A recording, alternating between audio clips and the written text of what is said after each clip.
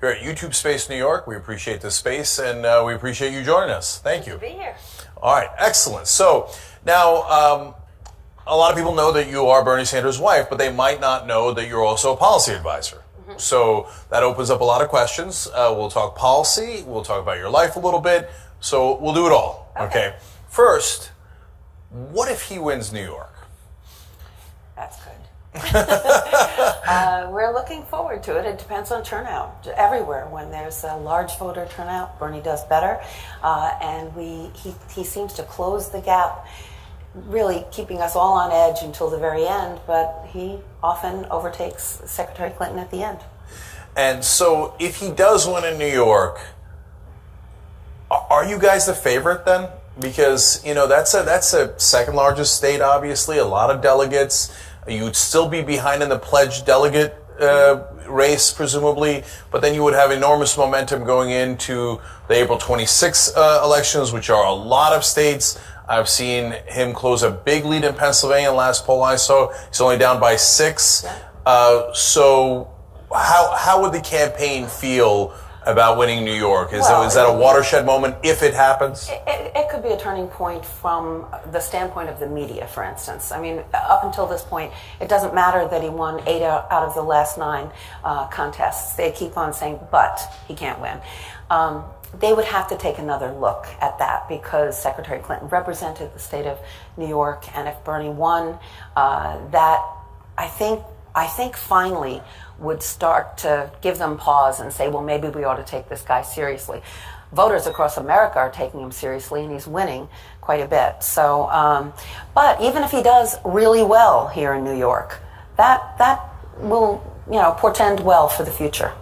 So, how frustrated are you guys when they keep calling the states you want irrelevant? Yeah. Because they're either white or weird. I mean, you'd be surprised the number of times they use the word weird. That's a weird state. It doesn't count. Yeah. Right? When conservatives win those states, they're not weird. Mm-hmm. Okay? But if Bernie Sanders wins Kansas, all of a sudden it's super weird. Yeah. Or it's Western, or it's next to Vermont. It seems like they've come up with every excuse in the book for it not to count. Absolutely. And they don't seem to, it depends on what they're thinking. They say Hawaii is white. Well, that's going to be a real surprise to Hawaii. There is one of the most diverse states in the nation. It's actually the most diverse state in the nation. Yes. Yeah. So, but they are a little weird, to be fair.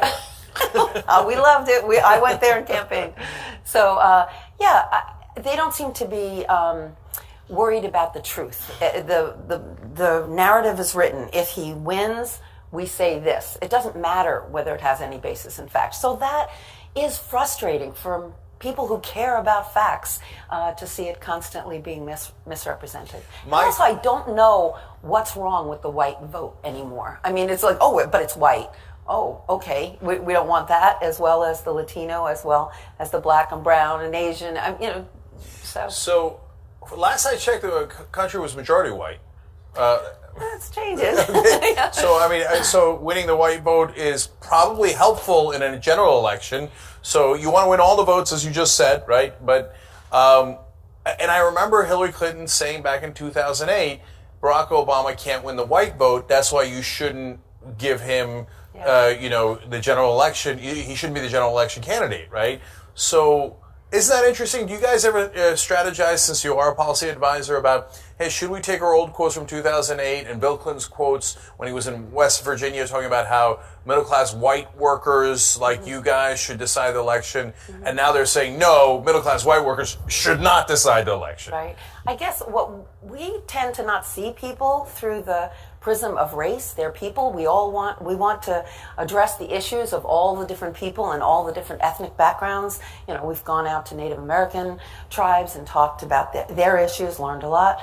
But I think it's hard because you look at all these things, and as soon as you start to talk about what she said or what he said in the past, they yell negative campaigning, which it's not, because it's always based in the fact. I mean, the gun vote, she's making the gun vote a huge issue here in New York. She ignored it in some of the states that have, the rural states. She didn't mention guns. Now she's mentioning them. But in 2008, she was so pro-gun that Barack Obama called her Annie Oakley. And then when she ran for the Senate, she was anti-gun, very pro-gun control. And now since she's running against Bernie, that's the state. So it's gone flip-flop, flip-flop. So how do you guys maintain that balance? Because if I was running a campaign of any sort, I wouldn't give a damn what the media said. I'd run roughshod over them, and they wouldn't like me at all. But they don't like you guys anyway, Right. even though you're careful, right? And I would say, look, here's Hillary Clinton's positions. No ands, ifs, or buts about it. But if you guys do that, sometimes they yell at you, right? And Well, it's not so much, Jen, that they yell at us. They basically don't cover it. And the Clinton campaign yells at us, and then they're on every talk show over and over and over again, misrepresenting and distorting what Bernie said. So it's frustrating from that perspective. We talk about what the history is. It's important for people to know where people stood all these years, not where they came in the last 3 or 4 months. And we've seen Secretary Clinton move closer and closer and closer to Bernie, to the point where she and her campaign were saying, there's really no difference. We're on the same page. Well, we're not on the same page. If you elect Bernie Sanders versus Hillary Clinton, you will get very diverging views of where this country needs to go. And you'll have totally different cabinets. We'll actually have environmentalists heading the EPA. We'll have people who are concerned about food security and want affordable prescription drugs heading the FDA. We'll have a certain Surgeon General that cares about alternative health care as opposed to prescription drugs overprescribing. There will be not the revolving door that has been there for many, many years of lobbyists, industry, executive, legislative branch, and they just keep on coming through. Fossil fuel industry won't be represented in Bernie's cabinet. well, okay, so the cabinet is not talked about nearly enough in this election cycle. That's true. And I remember when I first heard that Bernie Sanders might put Joseph Stiglitz on the cabinet, for example. I had heard that a long time ago. I don't know if that's still who you guys are considering, but I thought, oh, wow. That's right. All these voices, like he's a double Nobel winner, and basically got shut out, honestly, even from the Obama administration. And if you change the paradigm and you have all these different people in positions of real power, that's a fascinating thing, because we haven't had progressives in power in this country in a long, long time. So who are you guys considering for the cabinet? Well, I'm not about to make any announcements here, but people No, like... go ahead. People like, Bill McKibben would be great in the EPA. People like Robert Reich, people like Elizabeth Warren, all these people that actually have a stand and they talk about the issues that they care about. I met a Native American doctor up in Alaska who's transformed Indian health services. We'd love to have her. That people like them. We haven't talked to them. We haven't said, well, will you join the cabinet? So please don't make any announcements. No, I hear you. But look, you just said something that's very, very important. Because honestly, I think this is part of the reason why the establishment doesn't like you guys. And so here's what I mean by that. Bill McKibben is a guy who actually cares about the environment deeply, who's worked his whole life for it. Yeah. If you put him as the head of the EPA, the establishment would lose their mind. They'd be like, no, that guy actually cares about the environment. You can't put him as the head of the Environmental Protection Agency. You were supposed to put someone kind of in the middle who's worked into the industry before, etc. Exactly. And so, do you have a sense of that? Do you, like, when you say something along those lines, maybe McKibben at EPA, or it could have been 100 other things, do you get establishment people going, whoa, wait, that's not acceptable? They're not as open about it as that, but I know you're right. I mean, the fact is that we haven't had people who were, if you look at Bernie's speeches and you say, who would carry out those ideas? Those are the kind of people that he would appoint. The establishment doesn't like the ideas that he's talking about, and that's why they're working really hard not to support him, not to allow him to come in. The superdelegates are pretty much an insurance policy for the establishment. You get 30% of the votes you need to win the nomination are superdelegates. Their vote, say you're a superdelegate and I vote, I have one vote. Yours count for thousands of votes. And it's just, you can make the decision. Yeah, and they haven't voted yet. That's what drives me Right. crazy. When they put the superdelegates up on the board, that is a form of a lie that the media has taken because they have not voted. Right. They could say, hey, I'm for Hillary Clinton, but that's exactly what they said in 2008, and then a lot of them switched over and voted for Obama. So counting them as voting when they haven't voted is just not doing your job. That's factually incorrect. You know, look, there's a lot we've said here I've got to get back to, but now that we're on that for a second, how much do you think it makes sense to call out the media on that, right? To say, hey, you guys, this is factually incorrect and completely unacceptable. And if you said that, do they care? Like if Trump says it, they panic. They go, oh my God, Trump said we were unacceptable. And I guess part of that is he says, I'm going to block access to you guys, right? And he does these threats, etc. So what's your take on how to handle the press in that regard? I think the press is very much groupthink now. I mean, you can turn on any station and see the same exact conversation. The mainstream press, certainly not you guys. And it's really depressing because nobody's going out on their own and doing investigations or trying to actually find out facts and report them. They're reporting he said, she said, that's it. I mean, I turned on the TV this morning and they're talking about, well, Trump says the establishment doesn't want him to win. And they are reporting that as though that is an open question, that he's making an accusation. Give me a break. You know, they don't want him to win. They've been very clear about that. I don't want him to win either. But it's just the fact that the media can't get beyond he said something and we have to react to a particular thing instead of saying, what are we going to do about poverty in America? What are we going to do to make higher ed more affordable? Whose plan is better? I mean, no discussion about those issues. So you mentioned earlier that they have not covered you guys nearly as much, and that's a fact. In 2015, I believe that the Sanders campaign got 6% of the coverage of Donald Trump, and I might be overestimating that. Yeah, 10 seconds no, 10 minutes in all of 2015 on ABC News. Yeah. It might have been 10 seconds. I have to check, but I'm serious, I'm right? not good at math. Right, no, and it's amazing. So obviously you guys feel that they have not been fair to you in that sense. Is that fair to describe it that way? It wasn't a surprise. It wasn't a surprise, so we're not complaining and saying, oh, that's unfair. It's just made the job more difficult. On the other hand, the fact that we have a very strong online presence, that people are engaged and talking about these issues, watching shows like yours and reading some of the alternative media has been phenomenal for us. So that's where you can see the real difference in where he gets his support. He has his support. First it was young, then it was 30 and under, then it was 40 and under. So now we're winning the 45 and under group. But we're pretty much even with the 50 and under. Do you think that you're doing better with the younger viewers because they're watching more online? That's where they get their news. That's where they actually are engaged. I mean, it's exciting. One of the things Bernie wants to do is invigorate our democracy, get people talking about the issues, and they're doing it. And that, I think, is what's making the difference, and that's where his support is coming from.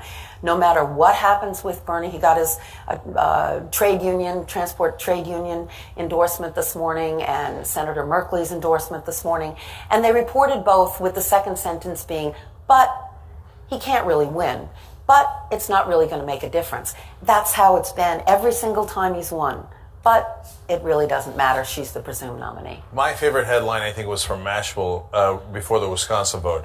Bernie likely to win Wisconsin, but it won't matter. Like, even before the election. Exactly. Trust me, if he wins, it will not matter. Yeah. Yet I never saw any headlines about Hillary Clinton wins the South, but it doesn't matter. Right. It doesn't matter because she was more likely to win those states. And that's true. She was more likely to win those states. If something doesn't matter in the general, it's the southern red states in terms of being able to actually carry those states in the future. The states that Bernie has won are the ones that actually we have a chance, the Democrats have a chance to really win.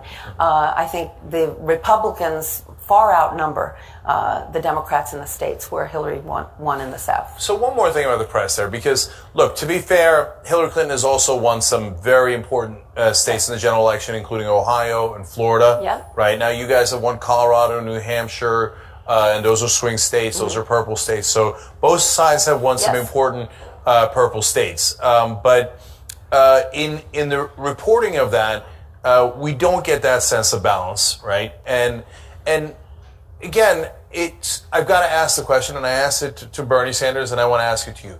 Why? Why do you think that they're predisposed to make her victories sound bigger, grander, more definitive, count the superdelegates before they voted? I mean, because if you're in politics and that's your job as a reporter, it's super embarrassing if you don't know that superdelegates can switch their vote, and did switch their vote in 2008 with this exact same candidate, with Hillary Clinton. They switched away from her at the end. So I suspect they know it. And since they don't report it that way, what's your best guess as to their motivation to be biased on that side rather than your side? I mean, we hear that it's a liberal media all the time. You're telling me it's not a liberal media? It's not a progressive media, that's for sure. I think that I mean, the Clinton campaign spins. They have, dozens of people every day spinning the news, and they have relationships that go back many, many years. Might be one factor. The other is just that Bernie's not the kind of person they expected to be serious, to be a serious contender. You remember Hillary Clinton, it was a coronation. Nobody was going to enter the race. Everybody thought it was done before it was even run. So Bernie came out and they thought, oh, that's nice. But they really didn't take him seriously. I'm kind of surprised at that, because when your opening has 7,000 people out to come, we were surprised. We thought the media would be surprised and say, wow, that's strong support. But it was, but it's his home state, and then he wins more votes than any candidate in the history of New Hampshire in either the Democratic or the Republican parties. And it's a conservative state. But they just say, well, they know him well. Well, 86% in the state of Vermont. Yeah, that's his home state. But the thing is, if they know him well, the people who know him the best are giving him that vote of confidence, even if they're not, progressive-minded people.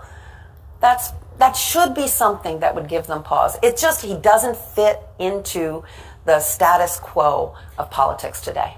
Look, my sense of it is that it goes deeper, because You're probably right. There was one person who thought Bernie Sanders could beat Hillary Clinton, and that was me. Yes. So 3 years ago, I did a video, and I had honestly forgotten about it until one of our viewers reminded me. They're like, look, we found this video of you saying Bernie Sanders can beat Hillary Clinton. Now, the reason I bring that up is not to brag, although I don't mind doing that. It's because what I laid out in that video was, like, you're telling me Hillary Clinton can't be beat when she was beat in 2008, right? Yeah. By a more liberal candidate. So why is this not doable? It's maddening. And I think that, and in some way they were more open to Barack Obama than they were to Bernie Sanders. And so part of it is Barack Obama at least had some blessings of the establishment. He had given a keynote speech in 2004. Really good speech. Yeah, which was a great speech. One of the best speeches I've ever heard. Absolutely. Bernie Sanders does not have the stamp of approval from the establishment, right? And so I guess my point would be, I guess you shouldn't be surprised that the establishment doesn't like him, because he's not the establishment, and he says, I'm going to take your establishment apple cart and I'm going to overturn it. Exactly. And that makes sense. I mean, we don't seek establishment support. We seek the support of the voters. The point is that he wants to transform this nation. He wants to have it work, have a government of, by, and for the people, something that works to improve the quality of life of us, of the regular folks, not the profits of the corporations, not the people that all go to the same cocktail parties, whether they're in the media or in politics. I mean, he's not the establishment candidate. So that's why we're not complaining. It's just too bad for a democracy. Yeah. I can't resist one more. I want to ask about the Daily News too and their hatchet job, but okay, I got other parts that I want to talk about. But Krugman. So look, there's no way you cannot be disappointed, because there's so many things that in his article attacking Bernie Sanders that are simply not factual, and almost everyone has now pointed out. Saying the big banks didn't cause the crash is maniacal. Okay? Yeah. So why do you think he's doing it? I mean, I look at it and I think there's a lot of pundits on TV and maybe some writers who wouldn't mind a job in the Clinton administration. What's your sense of it? I'm not going to go there. I mean, I was surprised and disappointed. His analysis used to be somewhat correct, and it seems in the last 6 months it's been. I don't read him anymore. There's just nothing there to get except to get annoyed to say that's not accurate. So it's too bad. All right. So